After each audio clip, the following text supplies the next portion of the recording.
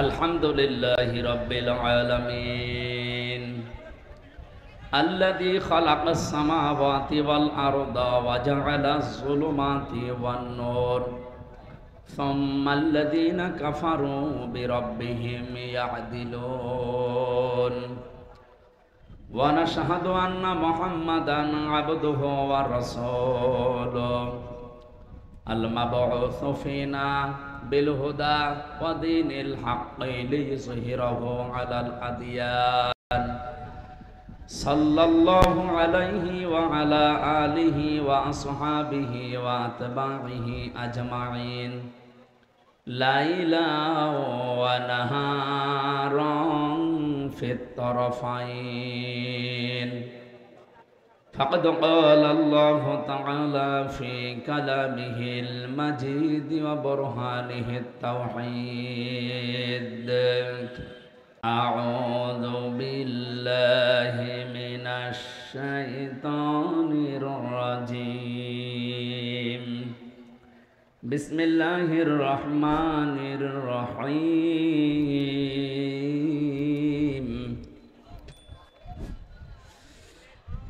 يا بني آدم قد أنزلنا عليكم لباسا قد أنزلنا عليكم لباسا يواري سوآتكم وريشا ولباس التقوى بالخير ولباس التقوى ذلك خير ذلك من آيات الله لعلهم يذكرون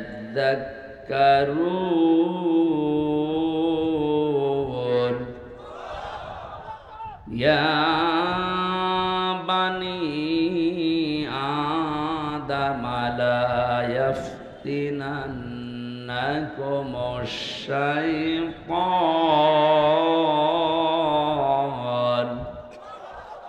كما أخرج أبويكم من الجنة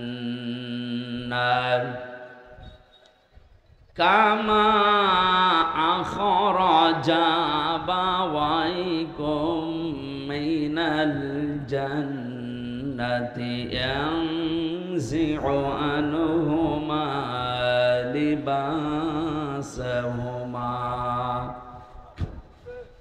ينزع عنهما لباسهما ليريهما سوآتهما إنه يراكم هو وقبيله من حيث لا ترونهم إنا جعلنا الشياطين أولياء إنا جعلنا الشياطين أولياء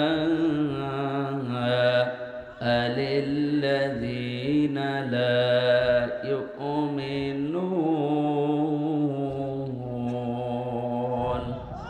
اللهم صل على سيدنا مولانا محمد وعلى آل سيدنا مولانا ব্যবসায়ীদের উদ্যোগে গোবিন্দগঞ্জ গাইবান্ধা তাফসীরুল কোরআন মাহফিল সূরা আলে ইমরানে আল্লাহ জানিয়েছেন ওয়ালা তাহিনু ওয়ালা তাহজানু ওয়া আনতুমুল আ'লাউনা ইন কুনতুম মুমিনিন। কোনো ভয় নেই, কোনো চিন্তা নেই, দুশ্চিন্তারও কারণ নেই। ওয়া আনতুমুল আ'লাউনা, এখানে আলেম আছে কিনা আমি জানি না, এখানে শব্দ ছিল আনতুম আ'লাউনা, অথচ আল্লাহ পাক আ'লাউনার আগে আলিফ লাম লাগিয়ে দিয়ে নির্দিষ্ট করে দিয়েছেন। আরবি গ্রামার অনুযায়ী মুবতাদা যদি মারিফা নির্দিষ্ট হয়, খবর হবে নাকেরা অনির্দিষ্ট।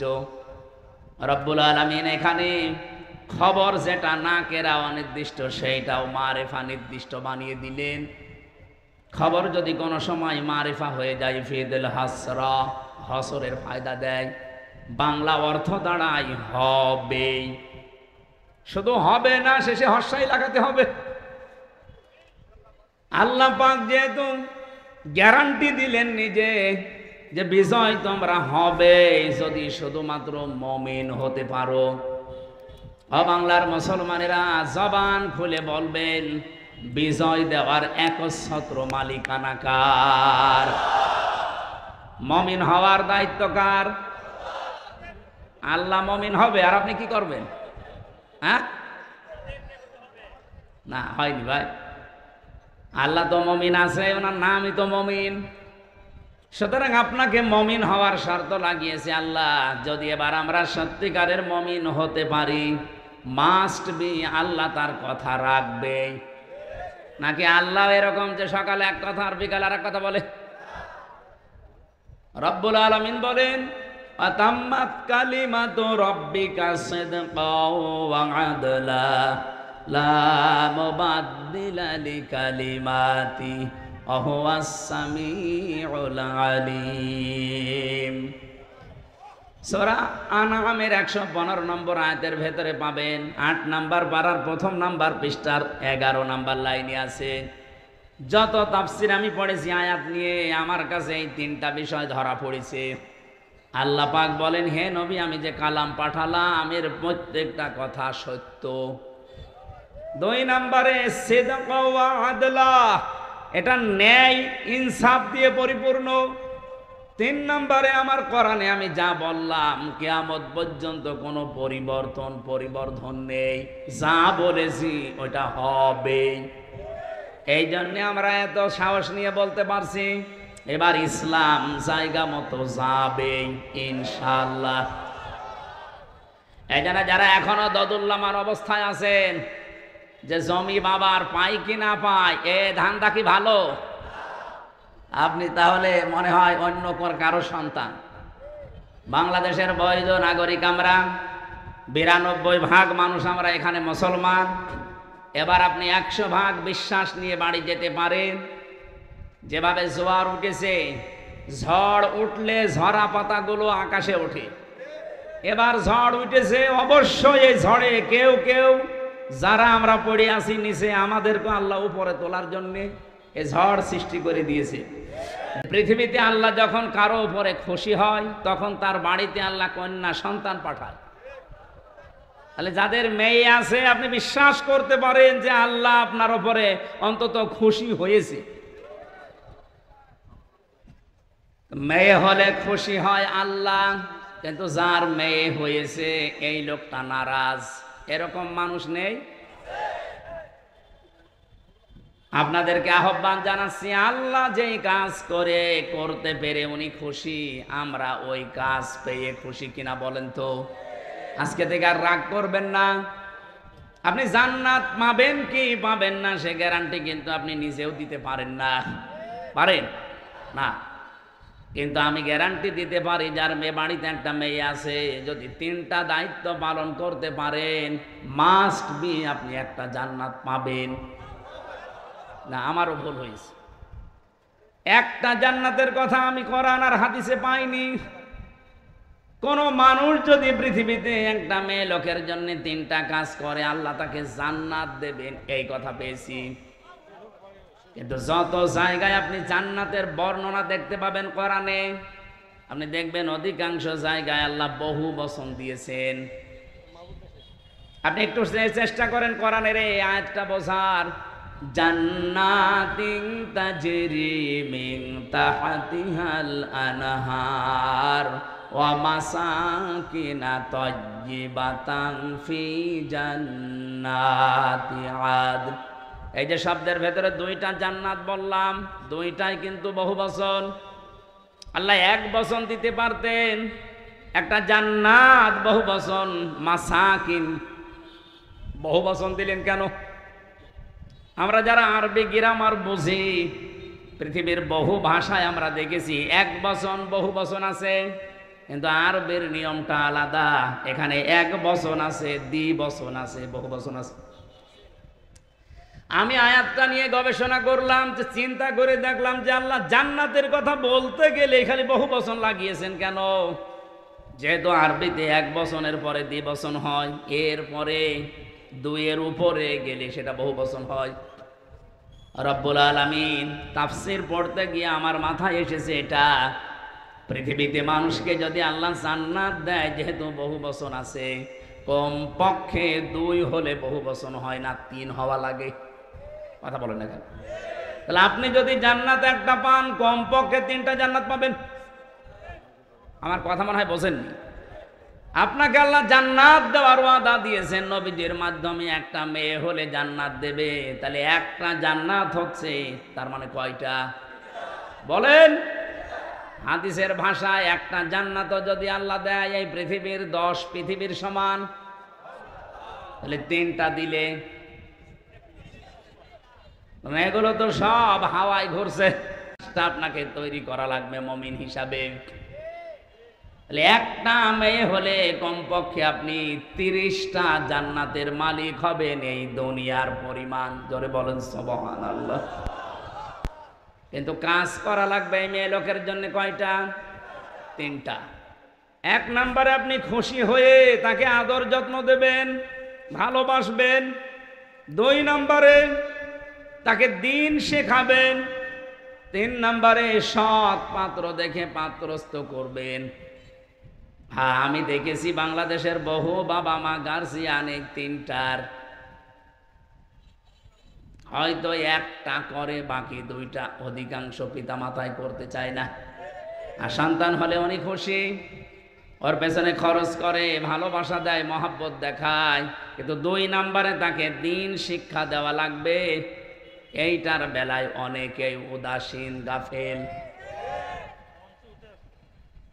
এমনকি এখন যিনি দায়িত্বে আছেন উনি কিন্তু 2 নবীর নাম নিয়ে বসে আছেন। ডক্টর মোহাম্মদ ইউনুস, কয় নবী? মোহাম্মদ একটা, ইউনুস একটা। অথচ যে কয়েকদিন আগে 1 থেকে 5 পর্যন্ত প্রাইমারিতে শিক্ষক নিয়োগ দেওয়া হয়েছে গানের। কথা বলছেন না?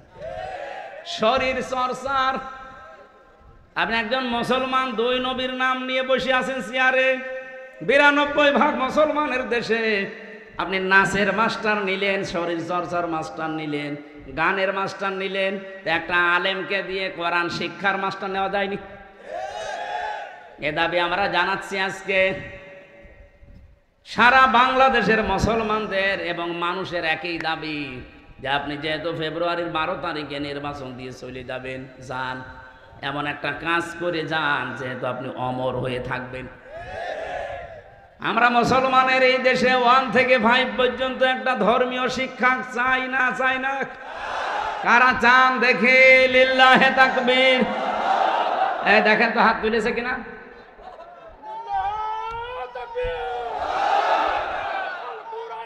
আলহামদুলিল্লাহ।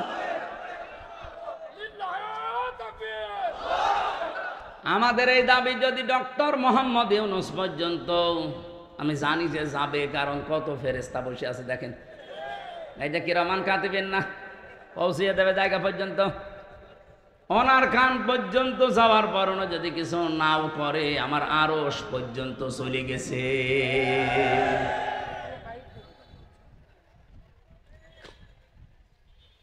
হযরত ইব্রাহিমের পক্ষে একটা ব্যাঙ ছিল, শুধু প্রসাব করেছিল। ফেরেশতা জিবরাইল এসে ডাক দিয়েছে, এতটুকু প্রসাবে নমরুদের বিশাল অগ্নিকুণ্ড কিছুই হবে না। ব্যাঙ ওই দিন বলেছে, ফেরেশতা আমি জানি আমার প্রসাবে কিছু হবে না। কারণ এত প্রজ্বলিত আগুন, 1 কিলোমিটার উপর দিয়ে যদি পাখি উড়ে যায়, ঝলসে পড়ে যায়, কি দাও দাও করছে আগুন। সেখানে আমি এত দূর থেকে শুধু প্রসাব করছি, আমি জানি কিছু হবে না, কিন্তু আমার মালিক আল্লাহকে দেখাতে চায় যে আমি নবী ইব্রাহিমের পক্ষে আছি, নমরুদের বিপক্ষে আছি। আল্লাহ তার এই কথাটা এত বেশি পছন্দ করেছিলেন, ওই দিন থেকে আইন পাশ হয়ে গেছে, কিয়ামত পর্যন্ত যত ব্যাঙ দুনিয়ায় আসবে, ব্যাঙের পোষা পাক শুধু ইব্রাহিম নবীর পক্ষে থাকার কারণে ব্যাঙের পোশাক যদি পাক হয়ে যেতে পারে, আমরা যে আজকে কোরআনের পক্ষে শুধু হাত তুলে জানান দিয়েছি, কিয়ামতের দিন এটা যেন নাজাতের ওসিলা হয়ে যায়। গাইবান্ধাবাসী, কন্যা সন্তান হলে প্রথম আপনার দায়িত্ব ভালোবাসা। আপনি খুশি হয়ে ভালোবাসবেন, তাকে মহব্বত করবেন। 2 নম্বরে দিনের শিক্ষা দেওয়া, কিন্তু সে পরিবেশটা যদি নষ্ট করে দেওয়া হয়, তো শিক্ষা দেব কোথায়? সবাই তো আর মাদ্রাসায় ছেলে মেয়েকে দেয় না, কথা বলছে না কেন? স্কুলেই দেন। মুসলমানের দেশে স্কুলের সিস্টেমগুলো এই করেন, 1 থেকে 5 পর্যন্ত পড়লেও যেন ইসলামের মৌলিক নিয়ম নীতিগুলো অলরেডি জেনে ফেলে, এরকম ব্যবস্থা একটা করে দেন। আর সেইটা এখন কিন্তু সময়। আগে যারা ছিল, আমি নাম নিতেও ঘৃণা করি, এই জালেমা মহিলার, ওরা 1 থেকে 5 পর্যন্ত পড়ার পর একটা ছেলে বৃত্তি পরীক্ষা দেয়। আমি নিজেও বৃত্তি দিয়েছি, এরপরেও 8এও বৃত্তি পরীক্ষা আছে। 100 মার্কের কোরআন আর হাদিস ছিল আগে, আমি নিজে পরীক্ষা দিয়েছিলাম। কিন্তু 15.5 বছরে জালেমা যাদের দায়িত্ব দিয়েছিল, এই শিক্ষামন্ত্রী নামে কলঙ্ক, এই নাস্তিকগুলো 1 থেকে 5-এ পড়ার পর বৃত্তি পরীক্ষা দেবে, 100 মার্কের কোরআন হাদিসের শয়তানরা তুলে দিয়েছে। আমরা চাই ওইটা আবার পূর্ণবহাল করা হোক। কথা বলেন না কেন? আরে মানুষ পরীক্ষার ছলে হলেও পড়ে, ওটা যদি সিলেবাসে না থাকে, ও তো আস্তে আস্তে সবই ভুলে যাবে। গত বছর আমি জেল থেকে বের হওয়ার পরে একটা মাহফিলে এসেছিলাম, এই যে পাশের জেলা নীলফামারী। নীলফামারীর একটা থানা আছে কিশোরগঞ্জ, ওখানে একটা বৃদ্ধাশ্রম আছে, দেখতে গিয়েছিলাম। যে দেখি এদিকে 25 জন মা, এদিকে 25 জন বাবা, মুরব্বী সব বসে আছে। যেই কয়জনের সাথে কথা বলেছি, সবগুলো হাওমাও করে কাঁদছিল। এক মহিলা আমার হাত চেপে ধরে, মুরব্বী মানুষ, বলছে, বাবা আমার 3টা ছেলে মেয়ে, সব বিদেশে থাকে, কিন্তু আজকে আমি এখানে পড়ে আছি এই বৃদ্ধাশ্রমে। বললাম, আপনার কি মনে হয় এখানে পড়ে থাকার কারণে বলেন তো? উনি আমার 2টি কথা বলেছিলেন। 1 নম্বরে প্রথম দোষটা আমার, 2 নম্বরের দোষ আমার পুত্রবধূর। প্রথম দোষ আমার এই 3টা ছেলে মেয়ে সব হায়ার এডুকেটেড, অনার্স মাস্টার্স করা, সব বাইরের দেশে থাকে। আমি তাদেরকে দ্বীনের শিক্ষা, কোরআনের শিক্ষাটা ছোটবেলা থেকে দেইনি, এইটা আমার অপরাধ। হ্যাঁ, ঠিক আছে। 2 নম্বরে আমার যে পুত্রবধূ, সবগুলো মডার্ন, আল্ট্রা মডার্ন। এরা আমার ছেলেদেরকে কান ভাঙিয়েছে যে এই বুড়ি মানুষ বাড়ি রাখার দরকার নেই। শেষ পর্যন্ত তারা তো চলে গেছে, আমারে রেখে গেছে এই বৃদ্ধাশ্রমে। আমি এখন এই যে 24 ঘন্টা কাজ কাম নেই, শুধু পড়তে থাকি, মাঝে মাঝে কোরআন হাদিস ইসলামের ইতিহাস পড়ি। আমি বুঝি এই ছেলেটারও দোষ না, দোষ এখন আমার মনে হচ্ছে।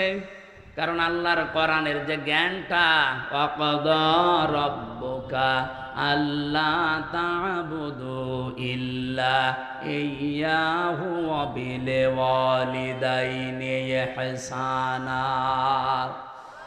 আল্লাহ বলেন, আমি রায় দিলাম, আমি রায় দিয়ে দিলাম, সিদ্ধান্ত দিলাম, ফায়সালা দিলাম, আমি আল্লাহ লিখে দিলাম, আমি আল্লাহ ছাড়া কারো ইবাদত করা যাবে না।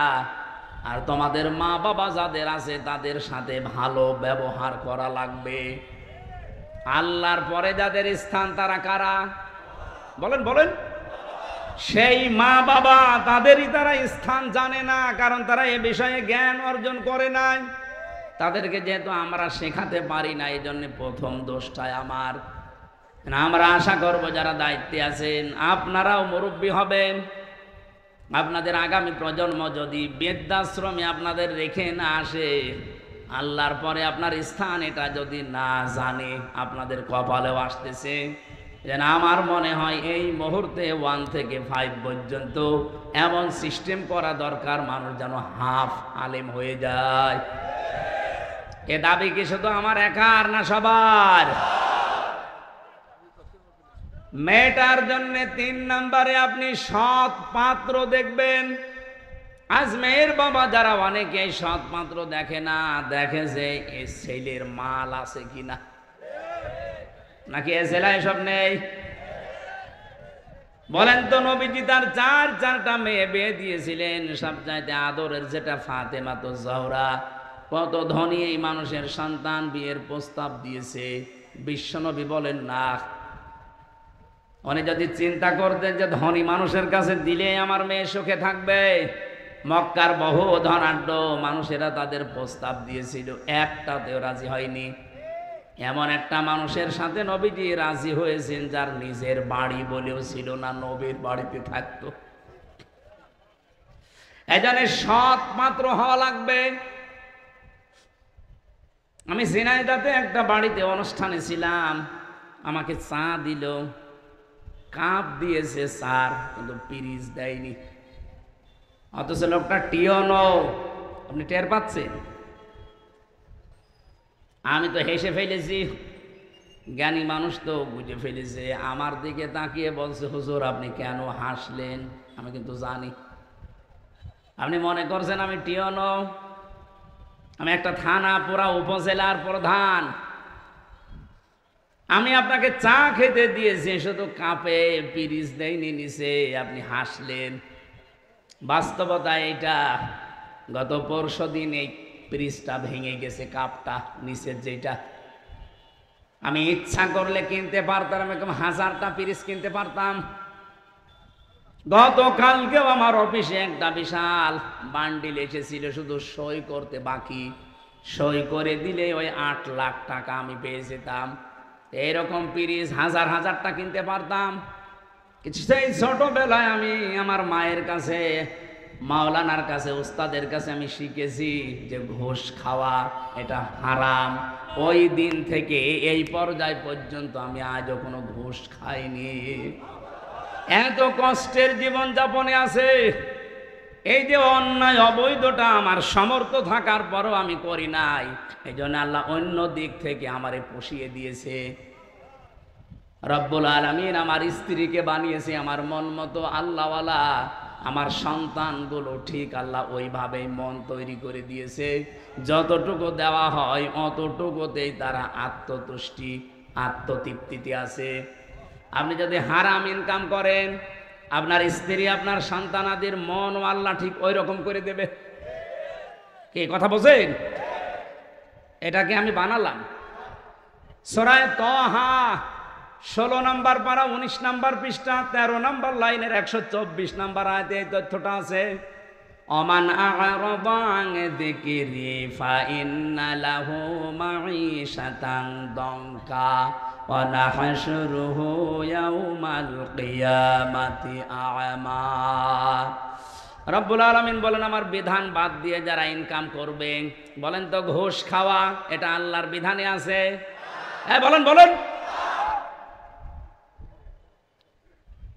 আল্লাহর বিধানের বাইরে যারা উপায় করে ইনকাম করে, চর্ম চোখে দেখতে মনে হয় যে বিশাল সম্পদের মালিক হয়ে যাচ্ছে, আল্লাহ বলেন আমি দঙ্কা করে দেই। ওর জীবনের এই উন্নতিতে কোনো বরকত থাকে না। হ্যাঁ, হয়তো প্রতিদিন 2 লাখ টাকা করে আসবে ঠিক, কিন্তু 2.5 লাখ টাকা চলে যাবে এরকম রাস্তা বানিয়ে দেব। আসবে প্রতিদিন বৈধ অবৈধ ভাবে 2 লাখ করে, যাবে প্রতিদিন কত? লাভ হচ্ছে না লস হচ্ছে? এটা তো একটা গেল। সবচাইতে বড় বিষয়, আমি ওর অন্তর থেকে শান্তি তুলে নেব। এই দঙ্কা শব্দের ব্যাখ্যা হচ্ছে ওর জীবনের কোনো কিছুতে আমি শান্তি রাখবো না। ওর বউ চলবে ওর অবাধ্য হয়ে, সন্তান আদিগুলো নষ্ট হয়ে যাবে, কারণ এই প্রভাব পড়বে। হারাম ইনকাম করে যা খাওয়াচ্ছেন এই সন্তানগুলো হারাম হয়ে যাবে। এতটুকু আল্লাহ যদি শেষ করে দিতেন আয়াতি পড়তাম না। এর পরেরটা আরো ঝামেলা। ওয়ানাহশুরুহু ইয়াউমাল কিয়ামাতি আ'মা, কিয়ামতের দিন ওকে যখন তুলবো ওর চোখ থাকবে না, অন্ধ হয়ে উঠবে। আমি আল্লাহর সামনে দাঁড়িয়ে বলবে ক্বালা রাব্বি লিমা হাসারতানি আ'মা, হে আল্লাহ আমার তো চোখ ছিল, আমি অন্ধ কেন? রব্বুল আলামিন এবারে মানে কঠিন কথা জানালেন যে আমি ওকে সঙ্গে সঙ্গে ধমক দেব।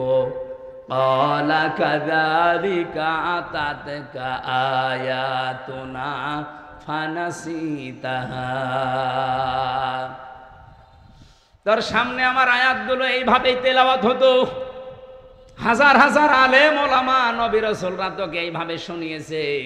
আমার আয়াতগুলো শোনার পরে এভাবে না শোনার ভান করেছিলি, জানার পরে যেভাবে না জানার ভান করতিস, যেভাবে ভুলে গিয়েছিলি জানার পরে আজকে তোরে আমি আল্লাহ ভুলে গেলাম। তুই যে আমার বান্দা ছিলি, তুই যে আমার বান্দি ছিলি, কোনো দিন আমার এই জবানে তোর নাম আমি আর উচ্চারণ করব না। বলেন নাউজুবিল্লাহ। ও গাইবান্ধাবাসী, কিয়ামতের দিন যদি আল্লাহ আমাকে না ডাকে, আমার নাম ধরে তার জবানে, আপনার নাম ধরে যদি কিয়ামতে আল্লাহর ডাক না দেয় যে তোর নাম আর কোনোদিন উচ্চারণ হবে না, যা। নিজের নাম উচ্চারণ না হলে কেমন লাগে আপনি জানেন? আমি যখন আয়না ঘরে ছিলাম মাটির নিচে, আমি নিজে দেখেছি মাটির নিচের ওই দেওয়ালে লেখা আছে। কেউ কেউ এই নখ দিয়ে, বড় বড় নখ হয়ে যায়, খুশিয়ে খুশিয়ে দেওয়ালের সাথে লিখেছে যে ভাইরা এই যে নাম্বার লিখেছি, কেউ যদি বাইরে যেতে পারেন এই নাম্বারে যাবেন, যে এই নামের মানুষটা আজও বেশি আছে। মানুষটা পড়ে আছে আজ 8 বছর, 10 বছর, 14 বছর পড়ে আছে, কেউ জানে না। আমার সাথে যারা ছিল 7 বছরের মানুষ আমি পেয়েছি, পাগলের মতো হয়ে গেছে, এত বড় বড় চুল। তার মানে 6 মাস 1 বছর পরে তাদের চুল কেটে দেয় কোনো কায়দায়। আমি তো অল্প দিন ছিলাম, এই জন্য আমার অত কিছু হয়নি। ওর নাম যে কি, অলপটা নিজের নাম পর্যন্ত ভুলে যায়, কারণ কেউ তারে ডাকে না। নিজের নামই দুনিয়ার এই জমিনে কেউ না ডাকলে কত আফসোস লাগে, কত দুঃখ লাগে, কত কষ্ট লাগে নিজের ভেতরে। আল্লাহ পাক বলেন কিয়ামতের দিন তোর নাম আমি আমার মুখ দিয়ে আর কোনো দিন উচ্চারণ করব না। তুই যে আমার বান্দা ছিলি, তোকে আমি বানিয়েছিলাম, আমি ওটা ভুলে যাব। এই আয়াতটা পড়ার পরে আমার সবচাইতে বেশি টেনশন হয়, ওয়াকাযালিকাল ইয়াউমা তুনসা দিয়েছেন আল্লাহ, জীবনেও আপনার নাম আর উচ্চারণ হবে না, ওই শেষ। আমার তো মনে হয় এরকম বহু মানুষ দুনিয়াতে আমরা আছি যারা আল্লাহর বিধানকে বাদ দিয়ে এই পৃথিবীতে উপায়, ইনকাম এগুলো করছি দেদারছে। আশা করছি এই মাইকের আওয়াজ শোনার পরে এই মানুষগুলোর জীবন থামবে। আল্লাহ যেন তৌফিক দাও মানুষকে, বলেন আমিন। কন্যা সন্তান হলে যে দায়িত্বগুলো পালন করা লাগে, এগুলো যদি সত্যি আমরা করি, আল্লাহ যেহেতু খুশি, উনি জান্নাত দেওয়ার ঘোষণা দিয়েছেন।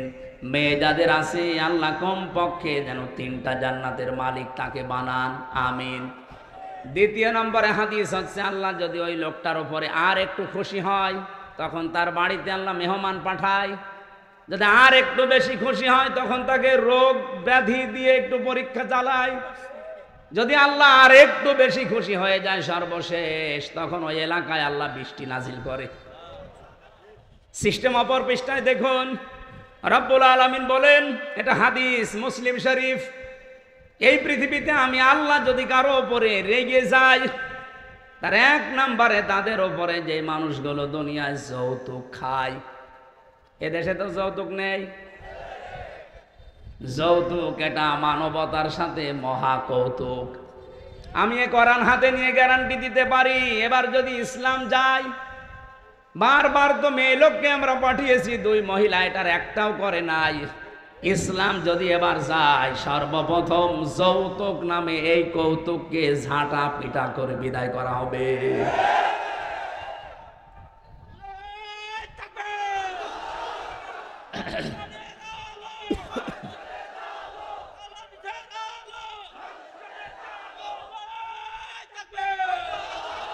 রংপুর বিভাগের মানুষেরা, এটা শুধু যৌতুকের বিষয় না, বহু বাড়িতে আমরা এখনো পর্যন্ত দেখি 200, 300, 500 মানুষকে নিয়ে যাচ্ছে বরযাত্রী।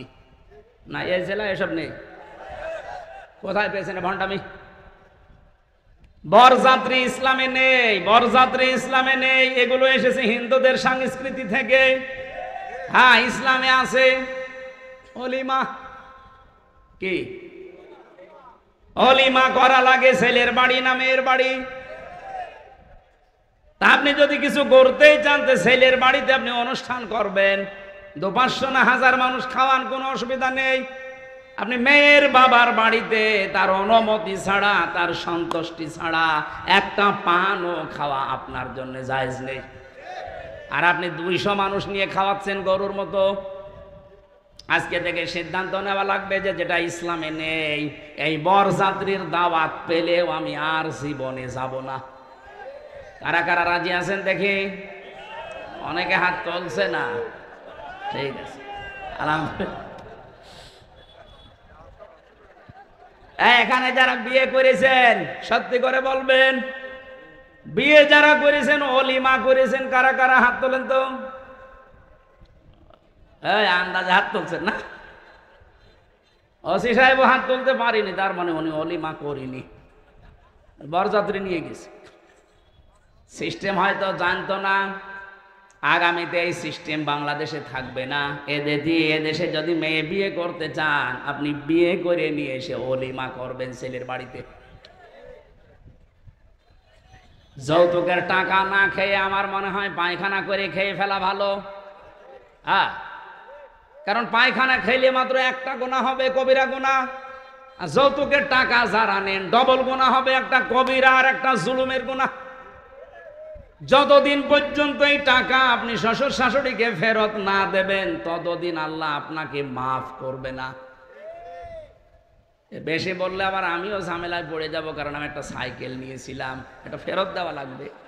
আমি যদিও দিয়েছি ওইটা, তারপরেও যদি শ্বশুর বলে না ওই সময় সাইকেল আর এখন সাইকেল দাম আকাশ পাতাল, টাকা আরো দে, অসুবিধা নেই, আমি দিয়ে দেবো। তো যারাই নিয়েছেন দেওয়া লাগবে। এই যে বারবার বরযাত্রী নিষেধ করছি যেতে, অলিমা করার জন্য বলছি, আমার 3টা মেয়ে, আমার বাসা লাগবে না। এই কথা বলে না কেন? না, ইসলামে যেহেতু নেই এই কাজটা, এই সমাজে বন্ধ হওয়া দরকার। এই গাইবান্ধা থেকে এই সংস্কার আরম্ভ হওয়া দরকার ইনশাআল্লাহ। আপনারা আরম্ভ করেন তো সামাজিকভাবে, দেখবেন হয়ে যাবে। সংস্কার যখন চলছে সারা দেশে, এইটা নিয়ে সংস্কার হোক। এদেশে আর কোন যৌতুক থাকবে? ইসলাম আসলে তো থাকবেই না। আমরা নিজেরাও এখন চেষ্টা চালাবো। 2 নম্বরে আল্লাহ আরেকটু যখন রেগে যান যারা গেবত করে তাদের উপরে, অথচ গেবত এখন আমাদের কাছে ঘি ভাতের মতো হয়ে গেছে। 3 নম্বরে আল্লাহ আর একটু যখন রেগে যায় কারো উপরে, যে লোকটা মিথ্যা কথা বলে। এদেশে তার এটা নেই। আগস্টের 5 তারিখের আগের কথা বাদ দেন, আমার তো মনে হচ্ছে আগস্টের 5 তারিখের পরে যত মিথ্যা মামলা আর মিথ্যা সাক্ষী বেড়েছে, নাকি এ জেলায় বন্ধ আছে? সারা দেশের অবস্থায় এক, মিথ্যা মামলা আর মিথ্যা সাক্ষী, এটা 180 মাইল বেগে অনেকে চালাচ্ছে। আরে ভাই, আপনি অত্যাচারিত, আপনার চাইতে আমি কি মাজলুম কম? আমি তো মামলা দিলে, মিথ্যা সাক্ষী জোগাড় করলে 1000টা করা যায়। আমার বিনা কারণে মিথ্যা একটা মামলা দিয়ে মিথ্যা 4 জন সাক্ষী জোগাড় করে 3 বছর আমারে ফাঁসন্ডেম ছেলে রেখে দিয়েছিল। আমার বাবার কাছ থেকে ওরা প্রায় 32 লাখ টাকা খেয়েছে। আমার তো এখন তারা যদি মাফ চায়, আমার মনে হয় ওই টাকা ফেরত নেওয়া দরকার। আগস্টের 5 তারিখের পরে খুব বেশি হলেও 9 তারিখের দিকে আমারে কল দিয়েছিল যে ওসি আমার মামলা রায়, ও বলছে হুজুর মাফ করে দিয়েন। কে আপনি? বলছে আমি সেই মিজান। ও, মাফ তো করে দেব, অসুবিধা নেই, আমার টাকা ফেরত দেন। মাঝে মাঝে বহু টাকা আপনি আমার বাবার কাছ থেকে নিয়েছেন, আমার বাবা সব হিসাব করে রেখেছে, ওই টাকাগুলো ফেরত দেন, আপনারে মাফ করে দেব। কি করলেন এতগুলো টাকা নিয়ে? খেতেও তো পারেন না, যা করেছিলেন এখন পালিয়ে থাকেন। অবৈধ ইনকাম করলে যে কি হয় তার বাস্তব প্রমাণ এই ফ্যাসিস্টরা। কি কথা বলেন না কেন? কিছুদিন আগে আমি সিঙ্গাপুরে ছিলাম, মালয়েশিয়া, দুইটা রাষ্ট্র যেহেতু পাশাপাশি, যে হোটেলে উঠেছিলাম নিচতলায় নেমে দেখি দুইজন বসে বসে চা খাচ্ছে আর মুখ নিচু করে আছে। চেহারা দেখে আমি চিনে ফেলেছি, যে সালাম দিলাম, বলছো হুজুর আমরা আগেই পালিয়েছি। আরে ভাই আপনি তো বলবেন ওয়ালাইকুম আসসালাম, না বলছো হুজুর আমরা আগেই পালিয়েছি। 3 তারিখে ভাব দেখলাম যে ভালো না, এই জন্য রাতে টিকিট কেটে চলে এসেছি। আমি ওই সময় ওনারে বলেছিলাম আপনি পালালেন কেন, আপনার না 620টা বাড়ি। কত? 620টা বাড়ি ওই লোকটার। ওরা সাহেব পাড়া বানিয়েছে মালয়েশিয়ায়, সিঙ্গাপুরে ফ্ল্যাট নিয়েছে, কানাডায় ওরা বানিয়েছে, লন্ডনে বানিয়েছে বেগম পাড়া, বিভিন্ন দেশে তো আছে, এই বাংলাদেশেও বহু জায়গায় তাদের বাড়ি। আল জাজিরা রিপোর্ট দিয়েছে ওই লোকটার বাড়ির সংখ্যা 620টা। কিন্তু আল্লাহর কি ইশারায় একটা বাড়িতেও থাকতে পারে না, হোটেলে থাকে। আমি বললাম আপনি বাইরে বের হতে পারেন না, সব সময় এখানে পড়ে থাকেন। হুজুর বাইরে যাব, কোন আশায় যাব? 20 লাখ বাঙালি থাকে এই মালয়েশিয়া, আমারে যদি দেখতে পায় পিটিয়ে ভক্ত বানিয়ে ফেলবে, এই জন্য বাইরে যায় না, খালি এখানে আর নিচতলায় আসি মাঝে মাঝে চা খাওয়ার জন্যে। আপনি দোয়া করেন। আমি বললাম দোয়া আপনার জন্য আসবে? আপনি যা করেছেন আপনার জন্য দোয়া আসবে। এই জন্য জালেমদের পরিণতি কি হয়েছে এটা দেখার পরেও যদি এখনো কারো হুঁশ না হয়, আমার মনে হয় এরা যেন নেপালের দিকে তাকায়। দেখেন না মন্ত্রীদেরকে নদীর ভেতরে চুবাচ্ছে, এখন আরম্ভ হয়েছে মোদির ওখানে। বাংলাদেশ থেকে মনে হচ্ছে সারা বিশ্ব শিখে ফেলেছে। অবৈধভাবে কেউ আর আগামীতে টিকে থাকার চেষ্টা করবেন না, জীবনও পারবেন না, কারণ সে ভুল এদেশের মানুষের ভেঙে গেছে। এক কথা বলে না কেন? এই দেশ থেকে শিক্ষা নিয়েছে সিরিয়া, এই দেশ থেকে শিক্ষা নিয়েছে নেপাল, এই দেশ থেকে শিক্ষা নিয়েছে দাদারা। দেখেন কি হয় দাদার।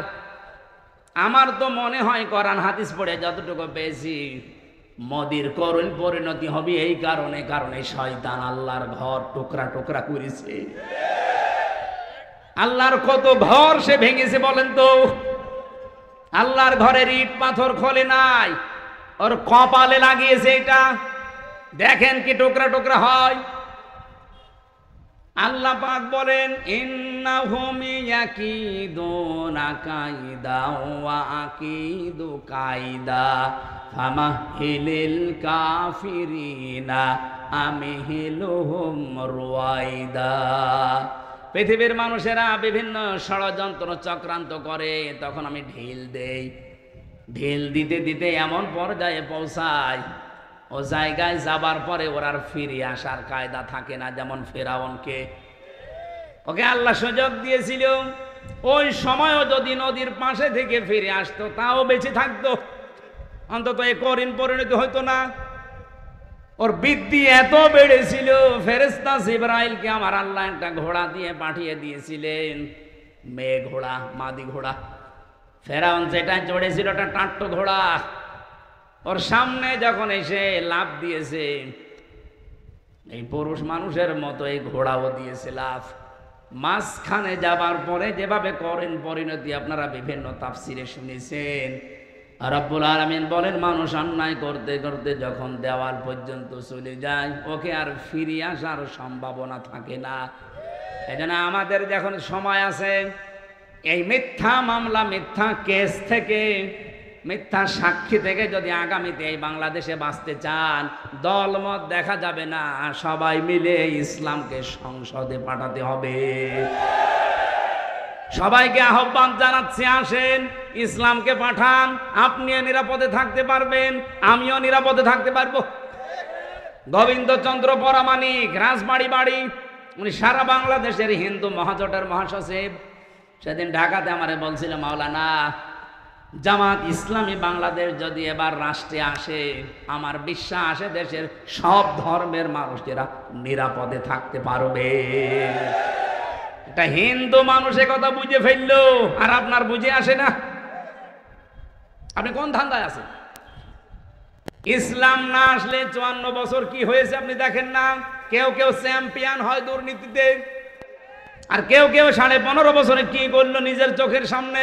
33 বছর বয়স, 92 সালে আমার জন্ম। সেই হিসাবে আমি 33 বছরের ভেতরে 18 বছর থেকে যদি আমি ভোট দিতে আরম্ভ করতাম, 3 বার ভোট দিতে পারতাম, একবারও পারি নাই। তাহলে আগামীতে আমার একটা আশা, একটা শখ যে একটু ভোট দেব, সেটাও দেখছি অনেকে এখন বন্ধ করার রাস্তায় আছে। এই কথা বলে না কেন? আপনি বলেন ডাকসুর মতো কয়েকটা ছাত্র মাত্র 11,000, এই রেজাল্ট দিতে আপনার 3 দিন লাগে কোন কারণে? আপনি যদি এত অ্যানালগ হয়ে থাকে, ডিজিটাল বাংলাদেশে আপনার মতো মানুষ বেশি হওয়ার দরকার নেই। আপনিও পথ ছেড়ে দিয়ে ভিক্ষা করে খান।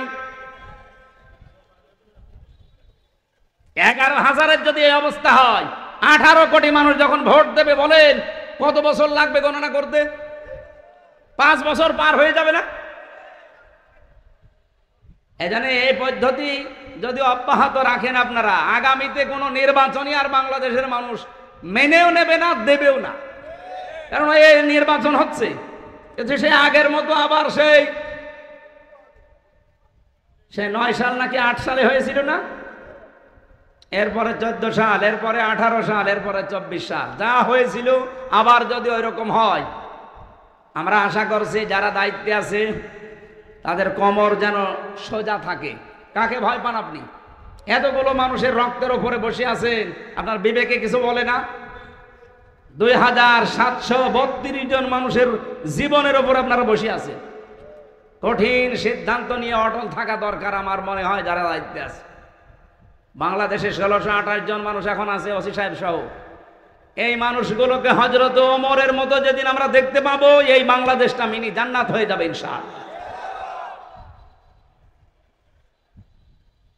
আল্লাহ পাক একেবারে সর্বশেষ যখন সব চাইতে বেশি রাগান্বিত হয়ে যায় কারো উপরে, যখন দেখে লোকটা সুদ খায়। এদেশে তো সুদ নেই। হ্যাঁ, এদেশে হয়তো ব্যাংকিং ব্যবস্থা যে সুদগুলো অনেকে করেন না, কিন্তু ওই যে টাকা ছেড়ে রাখেন, টাকা আসে। 1000 টাকা দিয়ে রাখলে 100 টাকা করে মাসে মাসে বেশি দেয়। এই সিস্টেমে আছেন কারা দেখি তো, বলেন লিল্লাহি তাকবীর। ও, এই এলাকায় নেই, আলহামদুলিল্লাহ। যদি কেউ করে থাকেন, আশা করছি আপনি এই অন্যায়টা ছেড়ে দেন, নয়তো আপনি নামাজও পড়েন, মায়ের সাথে জিনাও করেন। একটা নিকৃষ্ট শব্দ এটা। সন্তান যত খারাপ হোক, বলেন তো মায়ের সাথে জিনা করা এটা সম্ভব? হ্যাঁ বলেন। অথচ হাদিসে এটা যারা সুদ খায়, 1 টাকা পরিমাণেও যারা সুদ খায়, ওজনে 1 বার 2 বার না, মায়ের সাথে 33 বার জিনা করে। আল্লাহ তুমি আমাদের দেশের মানুষকে এই মহা পাপ থেকে বাঁচাও। আরো জোরে বলেন। তাহলে মুসলিম শরীফের হাদিসের বাক্য ছিল 4টা কাজে আল্লাহ খুশি, আর এই 4টা কাজে আল্লাহ বেজার। যেগুলোতে আল্লাহ খুশি আমাদেরকে এই কাজগুলো দুনিয়ায় করার তৌফিক দেন, যেগুলোতে নারাজ আল্লাহ ছেড়ে দেওয়ার সুযোগ দেন। বলেন আমিন। আমার তেলাওয়াতকৃত আয়াত সূরা আরাফের 26-27 আমরা 2টা আয়াত পড়েছি। আলোচনার বিষয় ছিল মানব জাতিকে শয়তানের প্রথম হামলা এবং তার পদ্ধতি কি ছিল। এই পৃথিবীতে শয়তানের যত টার্গেট, সর্বপ্রথম টার্গেট ছিল এই যে আয়াতে আছে। রব্বুল আলামিন বলেন, ইয়া বানি আদম কদ আনজালনা আলাইকুম লিবাসা। হে বনি আদম সন্তান। এখানে লক্ষ্য করেন, আল্লাহ কিন্তু ঈমানদারকে ডাকেন নাই, আল্লাহ মুসলমানদেরকে আলাদাভাবে বলেন নাই, ডাক দিয়েছেন ইয়া বানি আদম, হে বনি আদমের সন্তান। বলেন তো অন্যান্য ধর্ম যারা মেনে জরেওয়ালা বনি আদম সন্তান কিনা? বলেন বলেন। তার মানে অন্য ধর্মের লোক যদি আশপাশে থাকেন, সে আপনি হিন্দু হন, খ্রিস্টান হন, বৌদ্ধ হন, যারা আছেন সবাইকে আল্লাহ ডাক দিয়েছেন, কারণ সবার মালিককে বলেন বলেন। ওরা হয়তো বাপ দাদার কথা মানতে গিয়ে সরাসরি বলতে পারে না আল্লাহ, কিন্তু মনের ভেতরে এটা ওদের আছে। বিপদে পড়ে দেখবেন তখন কিন্তু আল্লাহ ছাড়া আর কোনো ভগবানের নাম মনে আসে না। কথা বলেন। আমার বরিশালে ছিলাম ছোটবেলায়, যেতাম তখন নৌকায় ব্রিজ ছিল না, হঠাৎ দেখে একটা ঝড় উঠেছে। আমরা তো পড়ছি লা ইলাহা ইল্লা আনতা সুবহানাক। পাশে আমার দেখে এক দাদা হিন্দু আর দাদি, ওরা বলছে লা ইলাহা ইল্লাল্লাহ। কি গো, চেহারা দেখে তো মনে হচ্ছে অন্য ধর্মের লোক। কালেমা পড়েন, মুসলমান হয়েছেন? বলছে না। পড়েন কি করে? বলছে যে ঝড় উঠেছে এ কালী দুর্গার কাজ না, আল্লাহ লাগবে। মানে সবার মনের ভেতরে আল্লাহ একজন আছে, কিন্তু বাস্তবের খাতিরে অনেকে বলতে পারে না। আল্লাহ যেহেতু সবার মালিক, সবার রব, এই জন্য উনি ডাক দিয়েছেন ইয়া বানি আদম, হে বনি আদমের সন্তানেরা, কদ আনজালনা, অবশ্যই আমি নাজিল করেছি, আলাইকুম, তোমাদের ওপরে, লেবাসা, পোশাক। কি করে এই পোশাক তোমাদের? ইওয়ারি সাওয়াতিকুম রিসা, তোমাদের লজ্জা নিবারণ করে। 2 নম্বরে তোমাদের সৌন্দর্য বৃদ্ধি করে। এই একটু খেয়াল করেন এদিকে, এই জরুরি না হলে উঠেন না তো ভাই। এলাকায় কি বিড়ির ফ্যাক্টরি আছে স্যার? অনেকের বিড়ির নেশা লাগে, তো ওই যশোর এলাকায় গেলে বিড়ি আছে, একটু পরে দেখে উঠে যে বিড়ি খেয়ে আবার আসে, কিন্তু এরা আবার বিড়ি খেতে যাচ্ছে নাকি? গাইবান্ধা বাসে একটু খেয়াল করেন, এখানে শব্দের ভেতরে আমরা 2টা বিষয় পেলাম। পোশাক আল্লাহ আমাদের কাছে দিয়েছেন, 1 নাম্বার আমাদের লজ্জা যেন নিবারণ হয়। জান্নাতের ভেতর থেকে হযরতে আদম এবং হাওয়া, আমাদের জাতি, আদি পিতা মাতা, এদেরকে বের করে দেবে, এই টার্গেট শয়তানের ছিল না। শয়তানের টার্গেটই ছিল এদেরকে আমি উলঙ্গ অবস্থায় দেখব। এই জন্য শয়তান সবসময় যৌনতা ছড়াতে ভালোবাসে। শয়তান যৌনবাদী, আর আমরা, ওটা তোর বলা যাচ্ছে না মৌলবাদী, ওটা তো এখন গালি করে ফেলেছে মানুষ। শয়তান সব সময় যৌনতা ছড়াতে ভালোবাসে। যারা আজ নিজেদের গোপন অঙ্গগুলো 8-60 পোশাক পরে, ছোটখাটো পোশাক পরে, শরীরের আপত্তিকর জায়গাগুলো মানুষকে দেখিয়ে মজা পান, আপনি নিজে বিশ্বাস করতে পারেন আপনি মানবের আর সন্তান নেই, আপনি শয়তানের সন্তান। পৃথিবীতে আল্লাহর যত সৃষ্টি আল্লাহ বানিয়েছেন 18,000 আমরা বলি, তার চাইতেও বেশি আছে। শুধুমাত্র একটা সৃষ্টি দেখবেন তাদের লজ্জায় স্থান মানুষকে দেখায়, কুকুর। কি এত বড় লেজ উল্টো করে রাখে, মানুষকে দেখায় যে যা দেখবি দেখ। আমার তো মনে হয় এই দেশে যারা নিজেদের উলঙ্গ, অর্ধ উলঙ্গ পোশাক আশাক পরে বিভিন্ন গোপন অঙ্গগুলো মানুষকে দেখি আরো আনন্দ পায়, এরা আর কুকুর সমান। আমি এত নিচে নামতাম না। আপনার একটু লজ্জা লাগে না এমন খারাপ পোশাক পরে রাস্তায় আসেন? মানুষ আপনাকে দেখে কত রকমের আজে বাজে, কত রকমের নিম্ন কথা বলে আপনি জানেন? আপনি যখন রাস্তা দিয়ে আপনার বউকে উলঙ্গ, অর্ধ উলঙ্গ করে মোটরসাইকেলে নিয়ে যান, কত যুবক রাস্তায় দাঁড়িয়ে বলে মাল গেল। আর আপনার বউকে দেখে যদি কেউ বলে যে মাল গেল, ওই মালের পেটে আর ভালো মাল আল্লাহ দেবে না। কারণ মেয়েদের এই কয়েক ইঞ্চি পেট, এটা খুব দামি জায়গা। এখানে যার নজর যত খারাপ পড়বে, ওখান থেকে খারাপ জিনিস ডেলিভারি আসবে। বলে যে হুজুর দোয়া করেন ছেলে যেন আব্দুল কাদের জেলানির মতো হয়। ছেলে আব্দুল কাদের জেলানি এমনি হবে? আপনি আব্দুল কাদের জেলানির জীবনী পড়েন, তার মা কোন ধাঁচের ছিলেন। হযরতে আব্দুল কাদের জেলানি রহমতুল্লাহ আলাইহি যে মায়ের পেটে এসেছিলেন, ওই মা বাসর রাতে, স্বামী বাসর রাতে ঢোকার পরে দৌড় দিয়েছে আবু মুসা জঙ্গি রহমতুল্লাহ আলাইহি। আমি তার জীবনী পড়তে গিয়ে এটা পেয়েছি। স্ত্রী তখন ডাক দিয়ে বলছে, স্বামী আপনি দৌড় দেবেন না, আমার বাবা আপনাকে যেই যেই কয়টা কথা বলেছিল সবই রূপক অর্থে ঠিক আছে। আমার বাবা বলেছিল আমি নাকি অন্ধ, হ্যাঁ আমি অন্ধ। যৌবন পাওয়ার পরে আজ পর্যন্ত আমার চোখ দিয়ে আল্লাহর নিষিদ্ধ কোনো জিনিস আমি দেখি নাই। মেয়েরা যৌবন পায় কখন? এখানে একটা মাসলা বলা দরকার। মেয়েরা এসেছে, সম্মানিতা মা বোনেরা, যখন পয়েন্ট এসেছে আপনাদের মাসলাটা জানা দরকার। মেয়ে মানুষেরা যৌবন প্রাপ্ত হয় যখন তাদের শরীর খারাপ হয়, সেটা 12 বছর 15 বছর 16 বছর যাই হোক, যখনই শরীর খারাপ হবে ওই দিন থেকে তাদের নামাজ এবং রোজা ফরজ। এরপর থেকে বাবার আন্ডারে মায়ের আন্ডারে যতদিন থাকবে, যদি এক ওয়াক্ত নামাজও কাজা করে, যদি না পড়ে যা গোনা হবে এই বাবা মার। হ্যাঁ, এখানে আরেকটা বিষয় বলা দরকার, মেয়ে কখন যৌবন পেয়েছে এটা অনেক বাবা জানে না, কিন্তু মা জানে। এক কথা বলছেন কেন? এই জন্য মায়েদের উচিত বাবাকে আপনি ইঙ্গিত দেবেন, তোমার মেয়ে কিন্তু এই অবস্থা। সকালে ফজরের নামাজ শুধু নিজে ঢিপ দিয়ে চলে আসবা না, সেজদাটা মেয়েও যেন দেয় সে ব্যবস্থা করো। ও এতদিন তো অভ্যাস ছিল না, ওকে অভ্যাস তৈরি করাও। হয় নিজে ডেকে দাও, নিজে নামাজের তাকিদ দাও, না আমাকে দিয়ে ভালো করে তাকিদ দেওয়াও।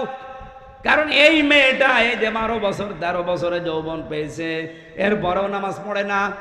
কিয়ামতের দিন যখন আল্লাহ বিচার করতে বসবে, নাজালুহুমা তাহাতা আকদামিনা, তোমাকে আর আমাকে সামনে নিয়ে আল্লাহ বলেন মুখের উপরে জোড়া লাথি দিয়ে জাহান্নামে দেবে।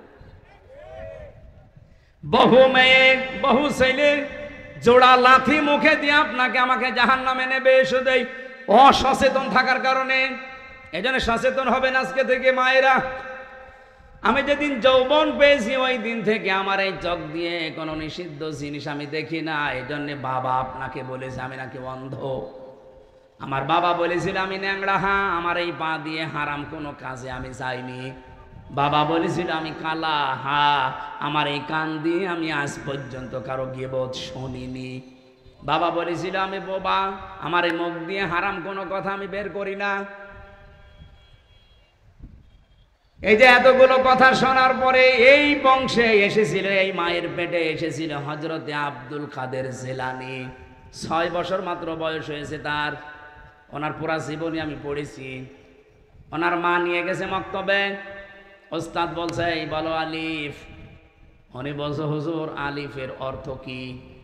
আলিফের কোনো অর্থ হয় না। উনি ওই দিনই বলেছিল ওস্তাদ আলিফের যদি অর্থ না হয় ও জিনিস আমি পড়ি না। কারণ যে জিনিসের অর্থ নেই ওই জিনিস পড়ি আমি করব কি? আপনি আমাকে অর্থ শেখান। উনি বলছে তুমি জানো আলিফের মানে? হ্যাঁ জানি। বলো দেখি। উনি আলিফ লাম মিম দিয়ে আরম্ভ করেছিলেন, আল্লাহু লা ইলাহা ইল্লাহু আল হাইয়ুল কাইয়্যুম। সূরা বাকারার 255 নাম্বার আয়াত, যেটা আয়াতুল কুরসি বলে আমরা জানি। এ পর্যন্ত তেলাওয়াত করে আসলেন। এবার তিনি আল্লাহর পরিচয় তুলে ধরলেন 10টা। এখানে আল্লাহর 10টা ক্ষমতার কথা আছে। ওস্তাদ কাঁদতে কাঁদতে বেহুশ হয়ে গেছে। হোশ ফেরার পরে বলে মা আপনার ছেলেকে কোনো জায়গায় মনে হয় পড়িয়েছেন, আমার কাছে নিয়ে এসেছেন পরীক্ষা করার জন্যে। ওস্তাদ বলে না। মা বলছে আমি এই মাত্র আপনার কাছে প্রথম নিয়ে আসলাম, কোনো জায়গায় নিয়ে যাইনি। ওস্তাদ বলছে আপনার তো সৌভাগ্য যে এতটুকু বাচ্চা এর কোরআনে কারিমের প্রায় 18 পারা পর্যন্ত আয়ত্ত করা আছে। প্রতিটি আয়াত সে সুন্দর করে পড়তে পারে, অনেক আয়াতের অর্থও সে বোঝে। আমাকে আল্লাহর 10টা ক্ষমতা শুনিয়েছে আয়াতুল কুরসি দিয়ে। মা আমার কান্না আরম্ভ করলেন। ওস্তাদ বলে আপনি কাঁদেন কেন? আপনার তো সৌভাগ্য, খুশি হওয়ার কথা। বলে না আমি নিজেও কোরআনের হাফেজা। আমার এই সন্তান পেটে আসার পরে আমি প্রতিনিয়ত কোরআন পড়তাম। যখন জন্ম নিয়েছে ফজরের নামাজ পড়ার পরে আমি একে পাশে বসিয়ে বসিয়ে আমি নিজে পড়তাম। আমি দেখেছি আমার আব্দুল কাদের আমার মুখের দিকে তাকিয়ে মুখ মেলাচ্ছে।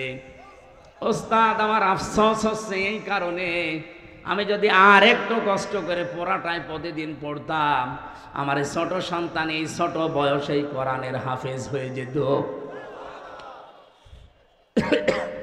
আব্দুল কাদের জেলানী এমনি এসেছিল ওই পেটে, আপনার বিয়ের আগেই পেট, সারা দেশের মানুষের দেখা শেষ। এমন ব্লাউজ গায়ে দিয়েছে মনে হচ্ছে ফুটবল খেলার মাঠ। এই কথা বলছেন এখন, এই দিক থেকে একটা ফিতা, ওই দিক থেকে আর একটা ফিতা, মাঝখানে দিয়েছে গেরো, ওটা ফুটবল খেলার সেন্টার। কত মানুষ আছে বাসে নজর ওই দিকে দেয়, নাকি এই এলাকায় সব নেই? মা বোন যারা এসেছেন নিজেদেরকে রক্ষা করেন। আল্লাহ এর পরের শব্দে দিয়েছেন রিশা, শুধুমাত্র লজ্জা নিবারণ করার জন্য পোশাক দেয়নি, সৌন্দর্য বৃদ্ধি করার জন্য পোশাক আমি দিয়েছি। হ্যাঁ, এখানে ব্যাখ্যা দুইটা। আপনি শুধুমাত্র সৌন্দর্য প্রদর্শন করতে পারেন পোশাক আশাকের মাধ্যমে, বিবাহিতা মেয়েরা তার স্বামীর কাছে। কথা বোঝা যায়নি? আপনি পোশাকের দ্বারা যদি সৌন্দর্য বর্ধন করতে চান করবেন, কিন্তু কার জন্যে? স্বামী ছাড়া পৃথিবীর কারোর জন্য, এমনকি নিজের বাবার জন্যেও মেয়েদের সাজ করা জায়েজ নেই।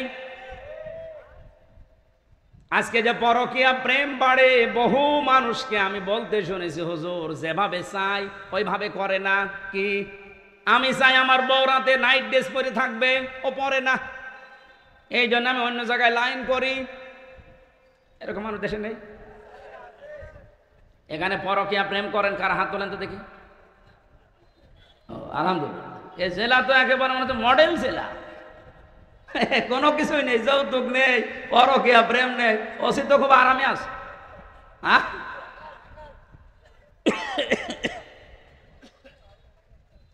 না, মেয়েদের কিছু উদাসীনতার কারণে হাজারো স্বামী খারাপ হয়ে যাচ্ছে। এরা যে কল দিয়ে বলে, একেবারে মিথ্যা হলে তো বলতো না। সম্মানিতা মা বোনেরা, এই রিশার ব্যাখ্যা যেটা, আপনি কিন্তু ধরা পড়ে যাবে। আশা করছি আপনি একটু অ্যাক্টিভ হবেন এই ব্যাপারে। লিবাসুত তাকওয়া যালিকা খায়র, আল্লাহ বলেন সর্বোত্তম পোশাক হচ্ছে তাকওয়ার পোশাক। প্রশ্ন আসতে পারে, তাকওয়ার আবার পোশাক হয়? হ্যাঁ হয়। তাকওয়ার পোশাক কি? এখানে যদি প্রশ্ন করা হয় 100 জনের 98 জন বলতে পারবেন না। লিবাসুত তাকওয়া যালিকা খায়র, আল্লাহ বলেন তাকওয়ার পোশাক সর্বোত্তম। কি এটা জানো? তাকওয়ার পোশাক হচ্ছে আল্লাহর নির্দেশ এবং আদেশ, নিষেধ এবং আদেশগুলো নিজের জীবনে সেট করা, এটা একটা পোশাক। এই পোশাকটা আমাদের দেশে নেই, এমনকি পরিবেশও নেই। একজন মানুষ যেই পোশাক পরবে, সে পোশাক পরে টিকে থাকার মতো জায়গাও এই দেশে নেই। ওসি সাহেব চেষ্টা করছে বাঁচার, উনি বাঁচতে পারছে না। ওনার উপরে এমন আল্লাহর ওলি বসে আছে যে ওনাকে খারাপ হতে বাধ্য করে। আমি কি বেশি বলে ফেললাম? এরকম জায়গা দেশে নেই।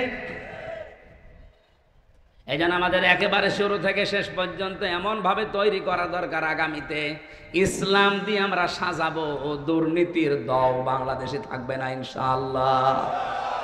বাইরের দেশগুলো ঘোরাঘুরি করে আমার এতটুকু অভিজ্ঞতা হয়েছে, তারা দাঁড়িয়ে গেছে শুধুমাত্র দুর্নীতি আর খাদ্যে ভেজাল তারা দেয় না, এই কারণে।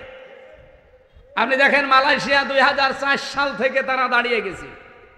এই 21 বছরে তারা বিশ্বের মানচিত্রে আজ একটা নাম করা দেশ, আর আমরা 54 বছরেও দাঁড়াতে পারিনি। কারণ দুইটা, এদেশে দুর্নীতি বন্ধ হয় না আর খাদ্যে ভেজাল দেওয়া শেষ হয় না। এই দুইটা কন্ট্রোল করতে পারলে আমাদের দেশও দাঁড়িয়ে যাবে ইনশাআল্লাহ। আর এটা করা একমাত্র সম্ভব ইসলামের জন্য, ইসলাম ছাড়া সম্ভব না। যালিকা মিন আয়াতিল্লাহ, আল্লাহ বলেন এগুলো আমার নিদর্শন। লাআল্লাহুম ইয়াযাক্কারুন, আশা করছে আমার এই ওয়াজ তোমরা মেনে নিবা। যদি এবার ইসলাম আসে, আমি প্রশাসনের পক্ষে কয়েকটা কথা সামনে বলার এবং বাস্তবে রূপ দেওয়ার চেষ্টা চালাবো 100 ভাগ ইনশাআল্লাহ। তার 1 নম্বরে, অন্যান্য দেশে আমি ঘুরেছি বিশ্বে, বাংলাদেশ পুলিশ বৈষম্যের শিকার হয়ে আছে কয়েক দিক থেকে। তারা এই যে দুর্নীতি মুক্ত করতে পারে না, তার 1 নম্বরে কোনো নেতা খেতা নেত্রীর কথা তাদের শোনার দরকার নেই। আগামীতে ইসলাম যদি আসে, তারা চলবে তাদের আইজির কথা মতো। আইজি হবে আবার নিরপেক্ষ। আইজি যদি এই জাহাঙ্গীরনগর ভার্সিটির ভিসির মতো হয়, 3 দিন পরে রেজাল্ট দেবে, তা যে রেজাল্ট দেওয়া দরকার ওইটা দেবে না। এই জন্য আমরা চাইবো যে ওনাদের বিভাগটা নিরপেক্ষ থাকবে এবং যত প্রশাসনে মানুষ চাকরি করে এই দেশে সবাই চলবে তাদের এই চেইন অফ কমান্ড অনুযায়ী।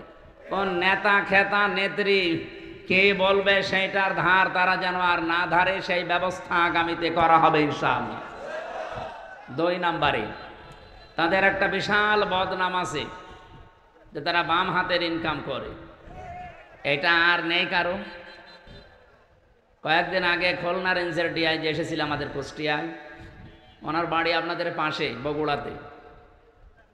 ওনার আমি বলছিলাম যে স্যার আমারও নিয়ে গেছে মেহমান করি, যে এই যে 8 ঘন্টার পরে যারা ডিউটি করে, বাংলাদেশে শুধু পুলিশেরই মনে হয় কোনো ডিউটি শেষ নেই, 24 ঘন্টায় ডিউটি। আমি কি বেশি বললাম স্যার? 24 ঘন্টায় ডিউটি না? পৃথিবীতে আপনি এমন একটা দেশ দেখান তো যে 8 ঘন্টার পরে আরো বেশি ডিউটি করলে তাদের ওভারটাইম দেওয়া হয় না। ওনারা 8 ঘন্টা ডিউটি করবে সরকারি, এরপরে যদি ডিউটি করা লাগে 2-4 ঘন্টা 5 ঘন্টা, 1 মাস পরে হিসাব করে ওভারটাইমের বেতন দেওয়া লাগে। ওনার উপরে ডিপেন্ডেন্ট ওনার মা বাবা ছেলে মেয়ে বউ আরো অনেক আত্মীয় স্বজন আছে, কারণ তারা মনে করে যে প্রশাসনে আছে, ও মনে হয় 2 হাত দিয়ে উপায় করছে। 2 নম্বরে ওনার যে 30, 32, 35, 40, 42 হাজার টাকা বেতন, বলেন এই যে বাজার চলছে, আপনি একটু কথাগুলো বাস্তবে নিয়ে যাবেন, খালি দোষ দিলেই হবে একজনের। এ লোকটার 42 হাজার টাকা মনে করেন বেতন, অথচ 8 ঘন্টা ডিউটির পরে যত ডিউটি করা হয়, এখান থেকে থানা কয় কিলো আমি জানি না, যেখানেই হোক এখান থেকে থানার এরিয়া কমপক্ষে 25-30 কিলোমিটার আছে সব মিলে। যেখানেই যাবে ওনারা ওনার মোটরসাইকেল নিয়ে যাক, গাড়ি নিয়ে যাক, জনগণের খেদমতে যাবে তারা পাহারাদার হিসাবে, অথচ তেল কিনা লাগবে, খাবার খাওয়া লাগবে নিজের টাকা দিয়ে। এটা একটা বৈষম্য না? এই জন্যই তো বাম হাতের ইনকাম করা লাগে বাধ্য হয়ে। আর আমরা একবার এই দোষ চাপিয়ে দেই যে পুলিশ মানে ঘুষখোর, ঘুষ খায় কেন? আপনি সেই ব্যবস্থা করে দেন। 8 ঘন্টার পরে ডিউটি করলে ওভারটাইমের টাকা দেওয়া লাগবে, আর যেখানে জনগণের জন্য দায়িত্বে যাবে তাদের খাবারের এবং এই তেল খরচ দেওয়া লাগবে। দেখেন ওরা এরপরে কিছু করে কিনা। এটা ইসলাম আসলে আগামীতে আমরা করব ইনশাআল্লাহ। প্রশাসনের দায়িত্বে আজকে যারা এই মাহফিল শৃঙ্খলা ঠিক রাখার জন্য এসেছেন, আল্লাহ তাদের এই দায়িত্বটা আজকে যেন ইবাদত হিসাবে কবুল করে ইনশাআল্লাহ। মাহফিলের মঞ্চে বসা আছেন সম্মানিত ওলামা ইকরাম। আমি এই শব্দটা আলাদা করে বললাম কেন? কারণ আলেমদের মর্যাদা এত বেশি দিয়েছেন আল্লাহ। ইন্নামা ইয়াখশাল্লাহা মিন ইবাদিহিল উলামা। এই পৃথিবীতে সবচাইতে বেশি ভয় আমি আল্লাহকে করে আলেমরা। কিন্তু আলেম আবার আলেম হওয়া লাগবে। খালি নামের আগে আমার মতো মুফতি লেখা থাকলে আলেম? এখনো পর্যন্ত বাংলাদেশে বহু আলেম, বহু ইমাম, খতিব তারা এই ধান্দায় আছে যে যদি ইসলামের পক্ষে কাজ করি, ইসলাম যদি এবার ক্ষমতায় না যায় তাহলে আমার ইমামতি থাকবে তো। আরে ভাই, আপনি ইমামতি নিয়ে আসেন, আর আপনার এই সন্দেহ কেন হয় যে ইসলাম এবার আসবে না? 92% মুসলমান এই দেশে, আর যে জোয়ার উঠেছে এদেশে আমার বিশ্বাস ইসলাম এবার রাষ্ট্রে যাবে ইনশাআল্লাহ। সন্তান মাইক হাতে নিয়ে যদি বলে যে আমার বাবা আর সম্পদ আমি পাই কি না পাই আমার সন্দেহ লাগছে, ওটা কি সন্তান নাকি অন্য কিছু? আরে গ্রামের লোক বলবে না যে আপনি নিজের বাবার সন্তান আপনি পাবেন না, মানে আপনি উত্তরাধিকারী সূত্রে তো পাবেন, অন্য কেউ পাবে? সন্তান এটা বললে যেমন পাগল। যে মানুষগুলোর জ্ঞান আছে, যাদের নামের আগে আমরা আলেম লেখা দেখি, এখনো তারা অ্যাক্টিভ না। তাই আপনি আবার কবে হবেন? যদি ইসলাম এসে যায় আপনি কিন্তু সমস্যায় পড়ে যাবেন। 100% বিশ্বাস করবেন, আমি তো করি এবার ইসলাম এদেশের রাষ্ট্র ক্ষমতায় আসবে।